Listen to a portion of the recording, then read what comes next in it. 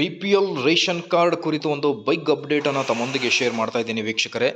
Video ಬಹಳನೇ important ಆಗಿರುತ್ತೆ. ರಾಜ್ಯದ BPL ಫಲಾನುಭವಿಗಳಿಗೆ ಭರ್ಜರಿ ಗುಡ್ ನ್ಯೂಸ್.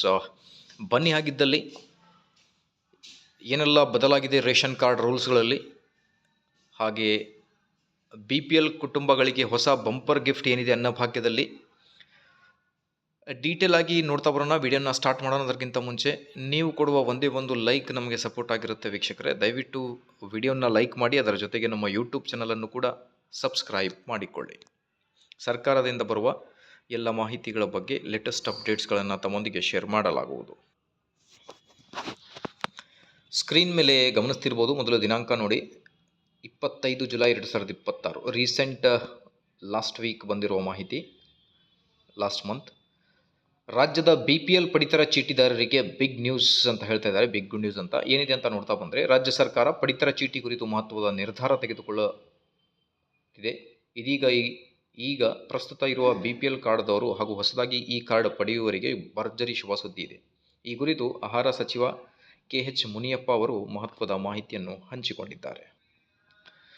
ರಾಜ್ಯದಲ್ಲಿ ಕಳೆದ ಕೆಲ ತಿಂಗಳುಗಳಿಂದ ನಕಲಿ ದಾಖಲೆ ಸೃಷ್ಟಿಸಿ ಪಡೆದಂತಹ BPL ಕಾರ್ಡ್ಗಳನ್ನು ರದ್ದುಪಡಿಸಿ APLಗೆ ವರ್ಗಾಯಿಸುವಾಗ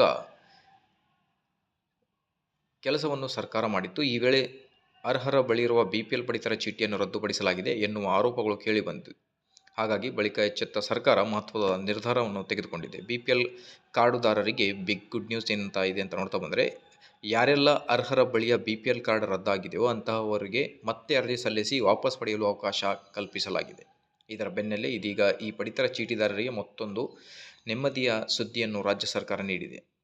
ಸೊ ಅದರ ಜೊತೆಗೆ ಆಹಾರ ಸಚಿವರು ಏನು ಮಾಹಿತಿಯನ್ನು ನೀಡಿದ್ದಾರೆ ಅಂತ ನೋಡ್ತಾ ಬಂದರೆ, ಆಹಾರ, ನಾಗರಿಕ ಸರಬರಾಜು ಮತ್ತು ಗ್ರಾಹಕ ವ್ಯವಹಾರಗಳ ಹಾಗೂ ಕಾನೂನು ಮಾಪನಶಾಸ್ತ್ರ ಇಲಾಖೆಯ ಸಚಿವ KH ಮುನಿಯಪ್ಪ ಹಾಗೂ ಗ್ಯಾರಂಟಿ ಯೋಜನೆಗಳ ಅನುಷ್ಠಾನ ಪ್ರಾಧಿಕಾರದ ಅಧ್ಯಕ್ಷ HM ರೇವಣ್ಣ ನೇತೃತ್ವದಲ್ಲಿ ಗ್ಯಾರಂಟಿ ಯೋಜನೆಗಳ ಪ್ರಗತಿ ಪರಿಶೀಲನೆ ಸಭೆ ನಡೆಸಲಾಯಿತು. ಈ ವೇಳೆ ಸುದ್ದಿಗಾರರೊಂದಿಗೆ ಮಾತನಾಡಿದ ಸಚಿವ KH ಮುನಿಯಪ್ಪ ಅವರು, BPL ಕಾರ್ಡ್ ಪಡೆಯಲು ರಾಜ್ಯ ಸರ್ಕಾರ ನಿಗದಿಪಡಿಸಿದ್ದ 1.20 ಲಕ್ಷ ರೂಪಾಯಿ ವಾರ್ಷಿಕ ಆದಾಯ ಮಿತಿಯನ್ನು ಆಡಳಿತ ಸುಧಾರಣೆ ಆಯೋಗ ಶಿಫಾರಸಿನಂತೆ 3 ಲಕ್ಷ ರೂಪಾಯಿವರೆಗೆ ಹೆಚ್ಚಳ ಮಾಡಲು ಕ್ರಮ ಕೈಗೊಳ್ಳಲಾಗುತ್ತಿದೆ ಎಂದು ಮಾಹಿತಿಯನ್ನು ನೀಡಿದ್ದಾರೆ. ಅದರ ಜೊತೆಗೆ ಅನ್ನಭಾಗ್ಯ ಯೋಜನೆಯ ಮುಖ್ಯ ಉದ್ದೇಶಗಳ ಬಗ್ಗೆಯೂ ಕೂಡ ಮಾಹಿತಿ ಇದೆ ನೋಡಿ. ಸೊ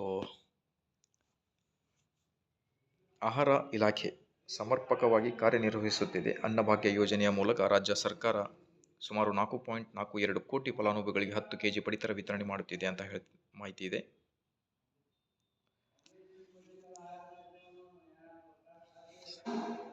ಸೊ ಇದೇ ಇವತ್ತಿನ ಬ್ರೇಕಿಂಗ್ ಅಪ್ಡೇಟ್. ಮಾಹಿತಿ ಇಷ್ಟದಲ್ಲಿ like, share and subscribe. Thank you.